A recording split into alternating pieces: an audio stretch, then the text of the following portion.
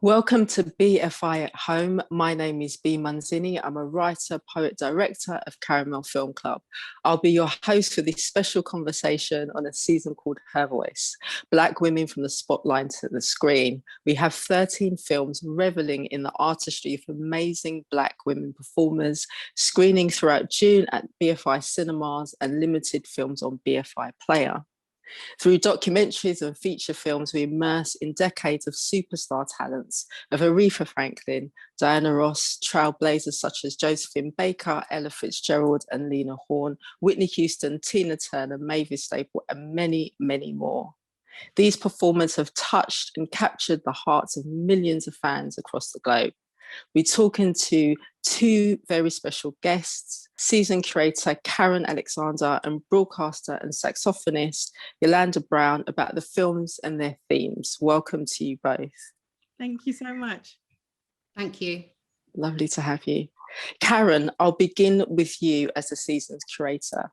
Her Voice has a core theme, but like Black people's lives, far from monolithic, I was really struck by the range of films that you chose and curious about how you went around selecting them with your extensive knowledge around identity and gender in film. What was your criterion shortlisting and how did you start with those possibilities? Well, it's an interesting question, actually, because you sort of forget how you get to a season. But I was looking back the other day and I realized it started off with 64 films. And so that's actually quite a range. And so there's got to be a lot of sort of like really good titles that fall by the wayside. But essentially, when you're doing curating that's for a sort of like public space, you can't just sort of like pick the favorites. You have to pick what's there, right? So it's what's available and what's made. But aside from that, in relation to the theme directly, there was a sort of a sense in which I wanted to sort of like have a mix between archival, things that people knew about and didn't know about, sort of intergenerational, and also looking at films that quite consciously were remakes of quite important films that had been made previously, for example, with Sparkle. And then also there's been a real resurgence in the area of sort of like documentary film for the cinema, and specifically that around sort of like music and performers. And so the sort of like Whitney Houston film, Mavis Staples film, the Ella Fitzgerald film were all really sort of important ones to include, because how much they told you about the individual singer and their lives, not just about them, you know, depicting them performing. So it's sort of like maybe having a sort of like a bit for everybody, and then things that were interrelated. In addition to that, I was very keen to not only have the Black women as performers, but also as actresses. So you've got, you know, Dreamgirls, you've got singers who are acting being performers. So all of those sorts of nuances within that were very important to me. One of the interesting things about the seasons is how different artists crop up in a range of films. So Lena Horne's not only in Stormy Weather, she actually appears in The Wiz as well. And I think that, you know, looking out for stars that appear in a range of films across the seasons is actually quite a fun thing to do. And I enjoyed sort of programming with some of that in mind. And it's a great season, and from 64 films to 30, well done. YolanDa, would you like to say anything in respect to the films? Yeah, I could tell actually when I went onto the website and saw the full list, and I thought this is not an easy job, and there must have been a bigger list to start with. And actually, as you've described it and how you've categorized it, it is a great sort of balance of all.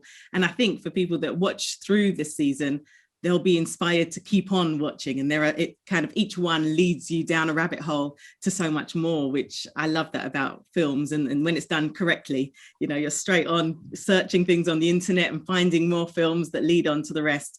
So it really is a great sort of starting place for these rich stories that we really should know. Yeah, and the other thing I would like to say is that there are also all films that, importantly for me, would really, play well with an audience. And I think that that's really important. And just thinking about, you know, the sound sort of like filling a space and people enjoying it together, not quite like a concert, but, you know, a little bit like a sort of like quite spiritual experience, or one that's sort of like very moving. And again, there was an important couple of films, the Betty Carter film and the Gotta Make This Journey, which features Sweet Honey and the Rock. It was very important for me to also show work that came by independent Black women filmmakers. And there wasn't one, a contemporary one, but these two are really great examples of historical documentaries when there wasn't films being made about Black women performers at the time. Definitely. I think one of the things I really love about this season is the amount of time that it spans and all of the variety of talent that it shows. On talent, YolanDa, I'm going to come to you first with this question. Yeah. So Black women have what I call this double bind. And so we're Black and we're also women. And when you're in the world of entertainment and music, body politics can play a huge part of that. And so I wanted to speak a little bit about these isms that are faced by talent: ageism, sizeism, colorism. And in terms of the film, you know, there's a wonderful quote by Betty Carter talking about ageism.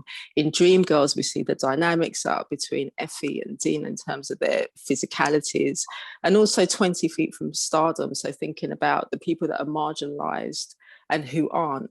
And as you know, one of the UK's premier jazz saxophonists, I really wanted to speak to you about how you've navigated these types of issues, and what would you say to aspiring musicians?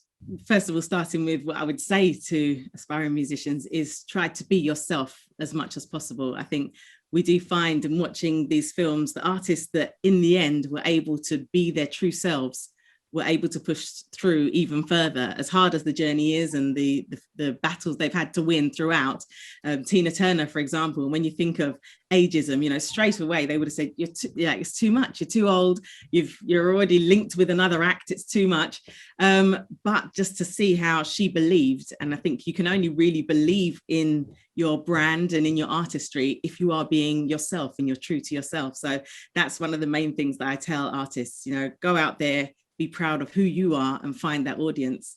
And for myself, I guess I did have to push through all of those barriers and in the end carry through an independent musician's journey and make sure it all grew organically and be able to sort of choose and steer where I wanted to be seen and heard, and places that may have closed the door, depending on whatever the ism is, I was able to then steer the ship and move in a different direction. And I could do that because I was an independent artist. There wasn't a record label to sort of say, you have to do this, you have to do that. So there was a power in it.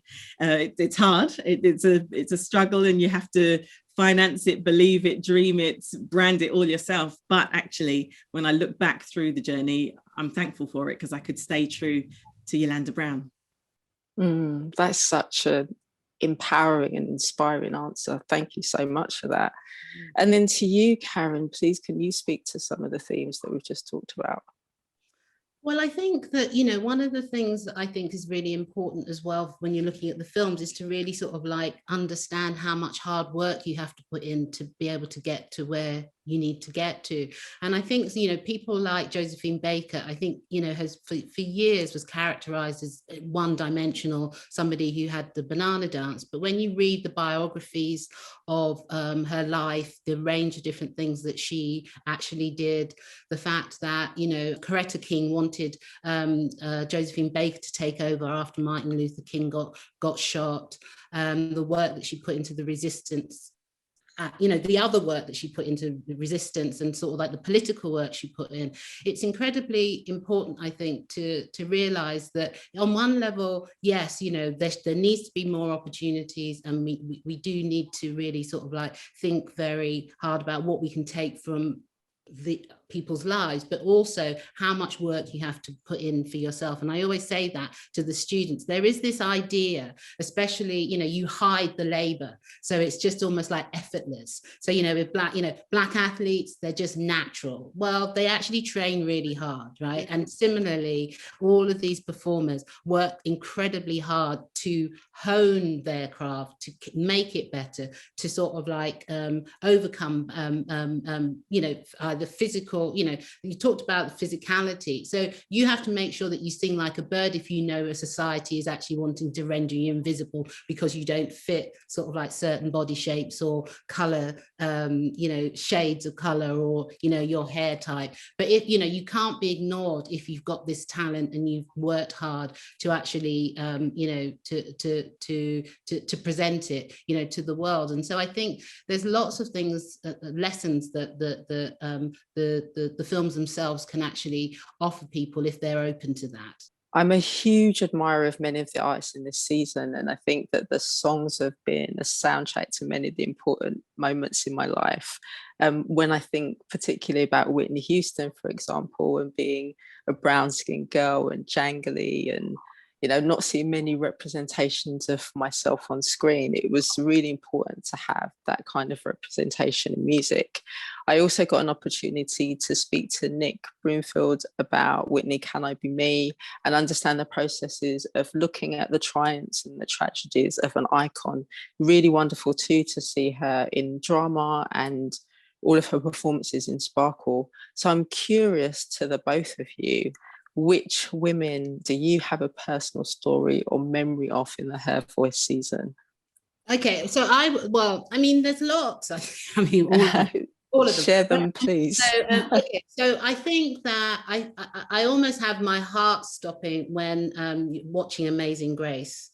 I just think Aretha Franklin is amazing, especially in relation to the sort of, being more of a documentary and like seeing her in church. It's just really, I think, an amazing, performance. And given that the footage was something that hadn't been sort of like,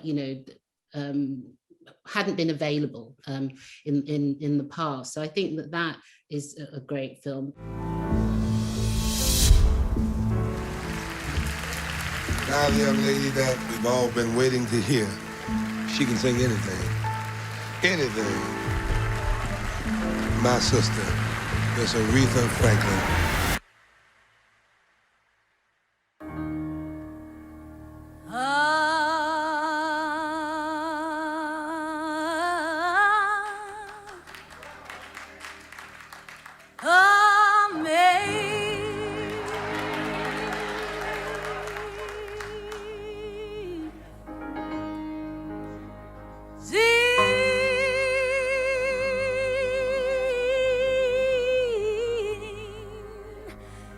Amazing grace that saved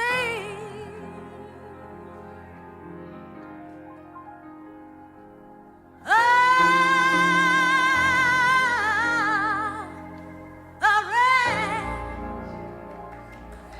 like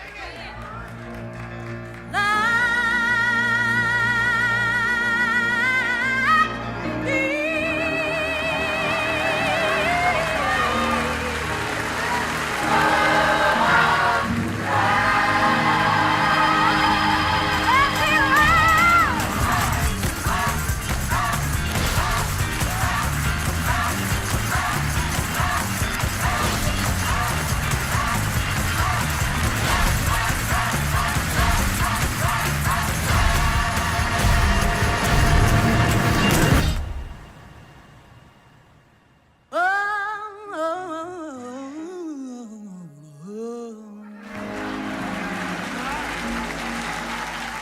But equally, I'm always that, rooting for the underdog.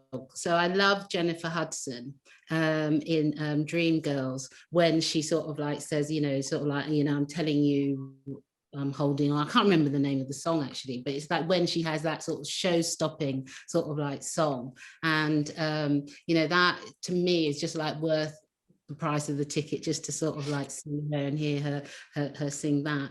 But I suppose if I was really being honest, and I think, you know, if I was be like thinking it through, and I really know this is because for some reason she reminds me of my mum, is when I, you know, Ella Fitzgerald. There's two things around the Ella Fitzgerald film. Is one, you know, there's a sort of like, you know, the grace, the absolute, you know, talent and velvetness of her voice, but equally, you know, she's somebody who is sort of like seen to be the best exponent of what is called the American songbook, which isn't necessarily Black song, right? But she sings it unbelievable. You know, she just sings everything with such grace and velvetness and everything. And her, you know, she's a dark-skinned Black woman, and I sort of think of my mum, because my mum used to stand at the sink singing hymns, you know, and singing to us all of the time. So there's a sort of something quite personal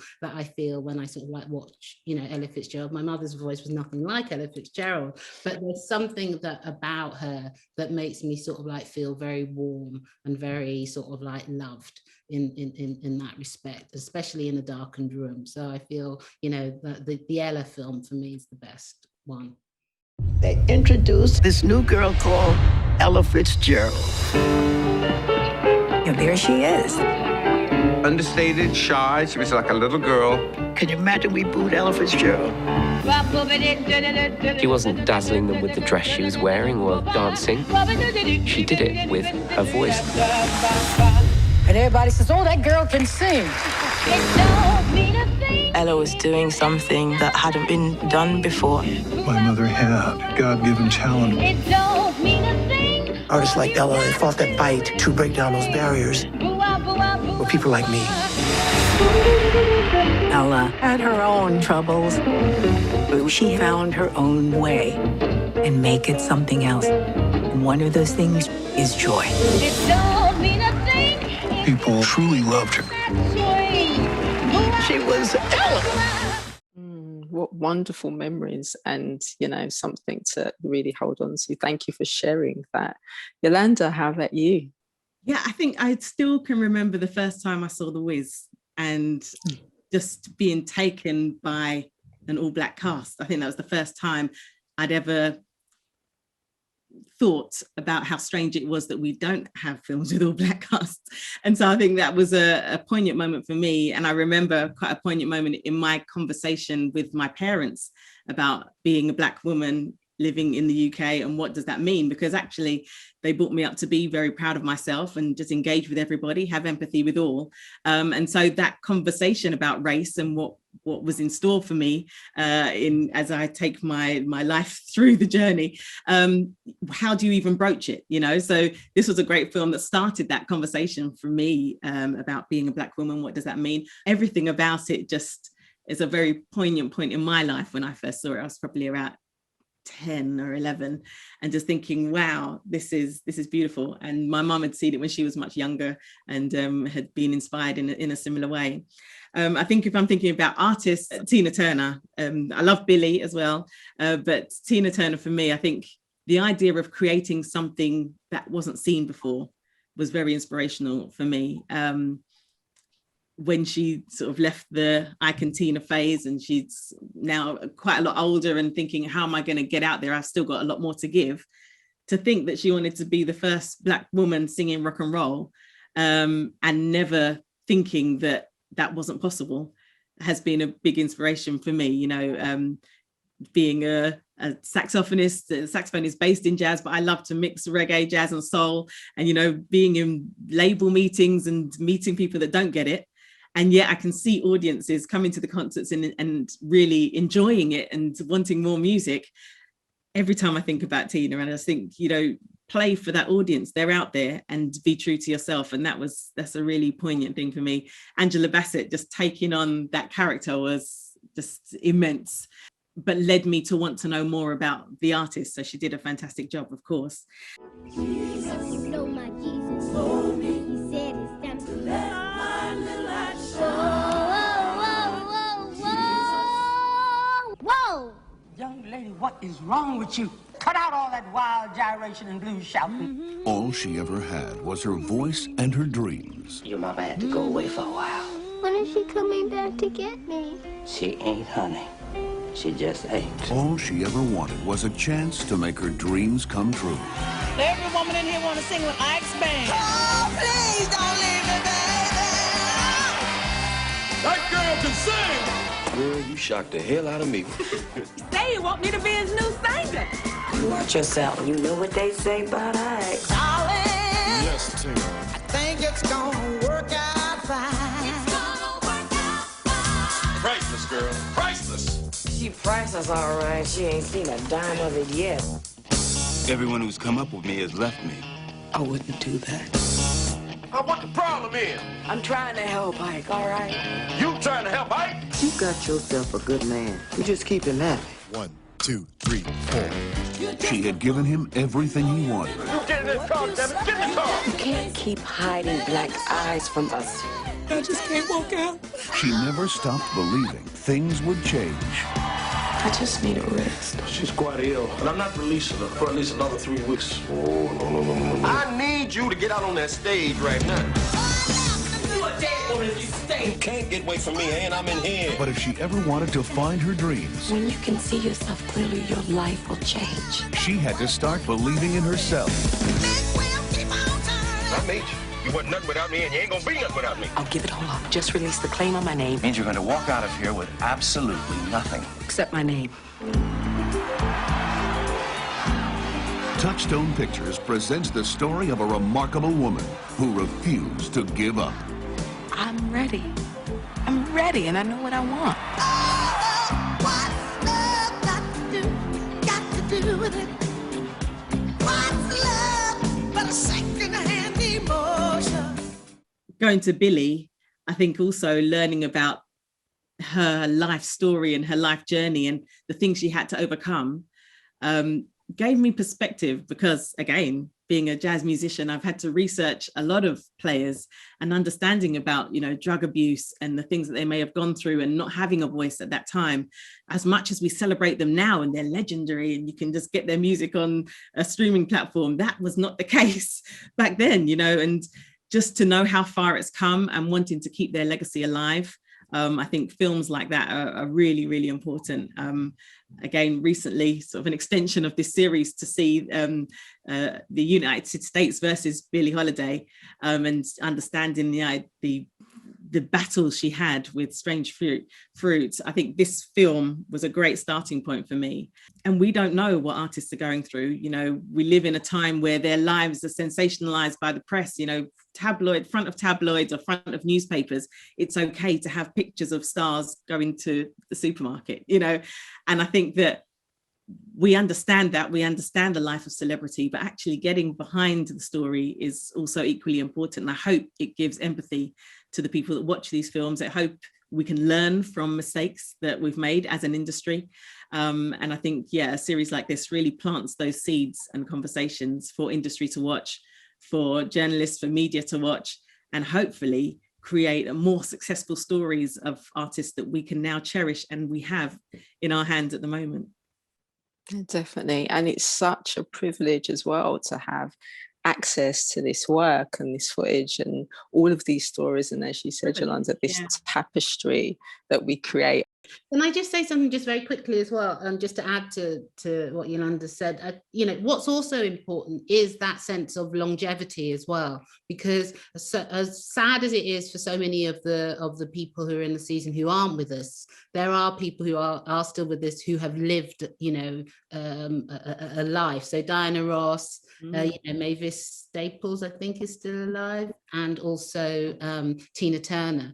And it's sort of like looking up people's sort of like ages, so Mavis and Tina are about the same age, and Diana Ross is sort of like 77, right? And so it's interesting, and the important thing is that they've lived that whole life and they're still around, right? And so I think that sense of being able to survive and come through things is really important, and that sense of really their singing and their songs really communicating and sort of like engaging with us, the audience, and the way in which the emotions that they sort of like bring over. It's not just about the song. I think Aretha once said, it's not just about, it's not just about the singing. It's, I'm giving people my emotion. And I feel that it's really, really important. And I think that because of sort of like, the way in which lots of audiences either engage because they just out and out enjoy them as performers, or actually feel that they understand exactly what they've been going through, or their positions, or can empathize in a way that sort of like brings it further on, and gives them sort of like strength to sort of like really rise to the challenges that they're experiencing in their daily lives, is really, really important. You asked me earlier actually about sort of artists nowadays and what they can take from this series, and we've touched on it a little bit, but just to highlight it, is that it's not just about performing as to be an artist, especially as a Black woman. It can never just be about, I want to get on stage, wear this lovely dress, sing and go home to the kids. It's never about that. And actually, the age old saying of we have to work 10 times harder is equally as important as an artist. And it's not just about you anymore. I mean, your life is not your own after a while. You're there, you're performing, you're giving of your emotions, but also what else do you want to say? What else do you want to tell the world, and who do you want to care for? And you'll see with all of these artists, there's an element of giving back, even if it's sharing the story about abuse or about, drug use or whatever.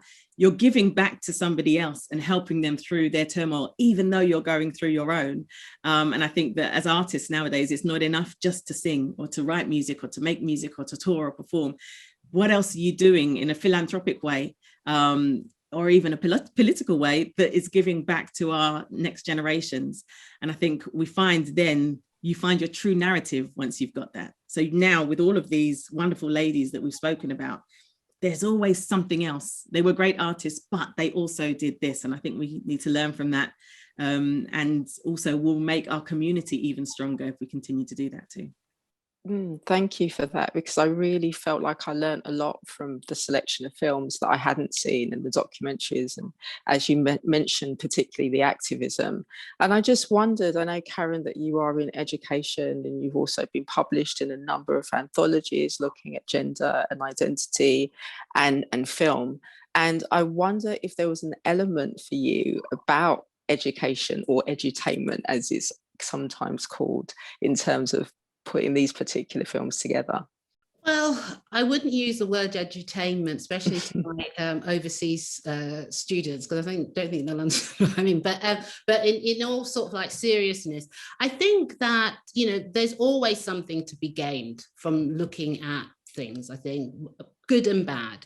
But essentially, the other thing that I would like to say is, especially for the documentaries, is that a lot of the documentaries are the end product of years of scholarship that people have put into, individual artists' work, books and books and books, and lots and lots and lots of research. So, and then you might, it might be a PhD that's taken 7 years to write, and it turns out to be a 52-minute documentary, or 7 years or whatever to get a film together. So I think it's a condensing of knowledge. It's not knowledge in and of itself, is what I would say to the students. So I think you can scratch the surface a lot with these films, but if you really are interested, go and read about people, go and find out what other people, what they say about themselves in their own maybe autobiographies, and then contextualize their practices within different eras that they existed in, and really find out. The Horns: An American Family is a fascinating book that tells you about Lena Horne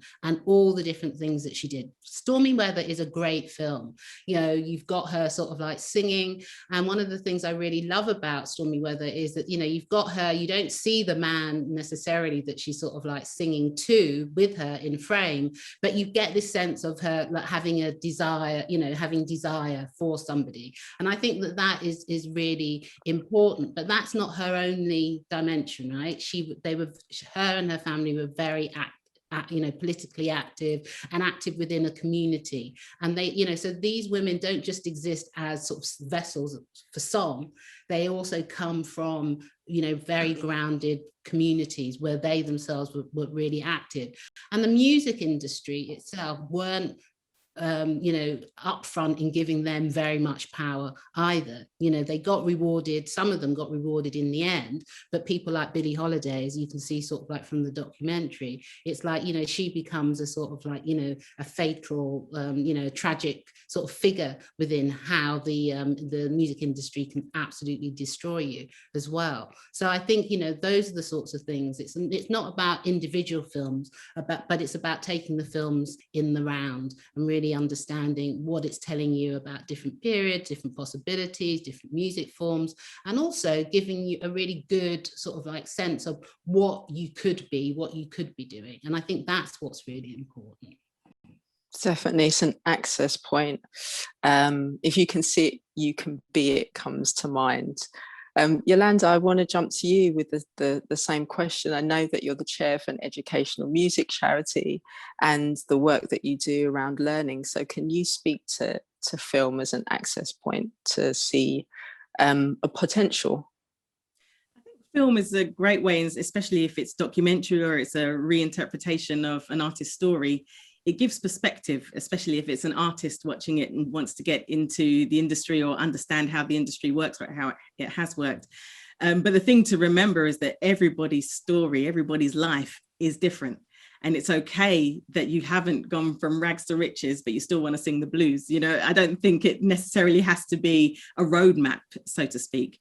For me, I remember sort of watching some of the, even when Dreamgirls came out, and even though you've got these big stars in it and it's about the music, the underlying story actually just makes you think in certain areas of it, oh, I'm not alone. That is how the industry has worked. Oh, they had to struggle in that way. And it makes you want to look into the Supremes and, how did Diana Ross do it? And I think that is the thing, let it inspire you. Moving on from Tina Turner is someone that I looked up to a lot. And I remember watching this film and just thinking how Angela Bassett just depicted that so well. She became Tina, and then the stories that came out of it and the abuse that comes out of it, it was so graphic.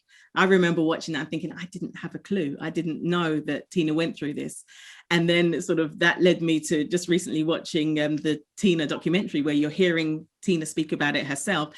And even her, she's so graceful, but she's saying, I didn't go through any of this for it to be movie worthy. Even she didn't even want to watch the film herself. She didn't want to watch it at the premiere because it is painful. It's her real life. It's what she went through. So when we talk about edutainment, yes, it's there to entertain because we make music to entertain, but actually the life stories sometimes are so precious, and sometimes we don't always have it all right. No matter how many years they've researched into somebody's life, they didn't live it, and so I think we need to just take inspiration where we can, understand that you're not alone if you have been through any of those situations, and then garner strength, but make your own story, and I even now, I remember times when I'd be sitting with my manager or with my PR team and just thinking, why is this happening? Why can't we get this break? And then when it finally comes, you think all of that is going to be part of my movie one day, and I still, when I'm going through hard times, just think it's for the biopic. It's all right. It's, these are the things that we need. And it's part of, as my mum would always say, life's rich tapestry. And we all have our own story. For some, it's a lot easier than others, but it doesn't make it any more or less worthy. But yeah, take inspiration is what I do from these films.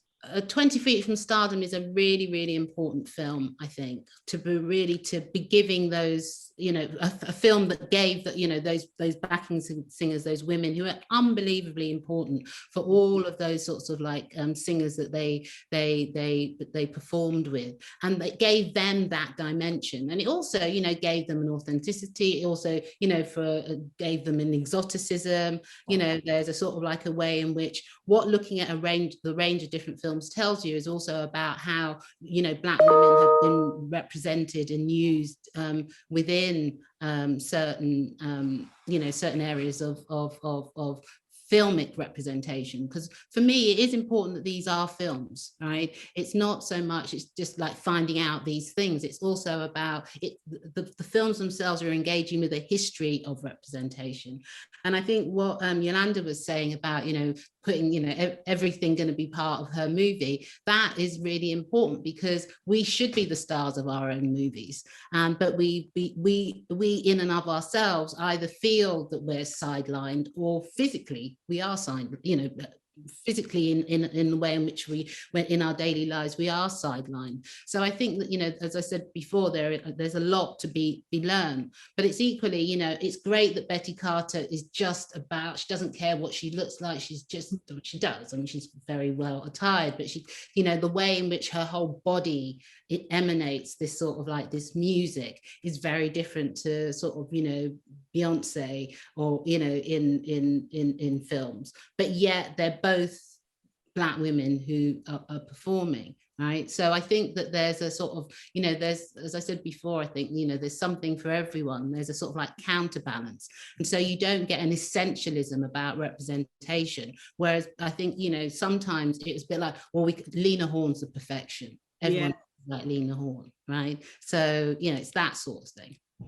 That's a great note to end on. Thank you both for this really rich conversation and the offerings that you present to the world and that we benefit from.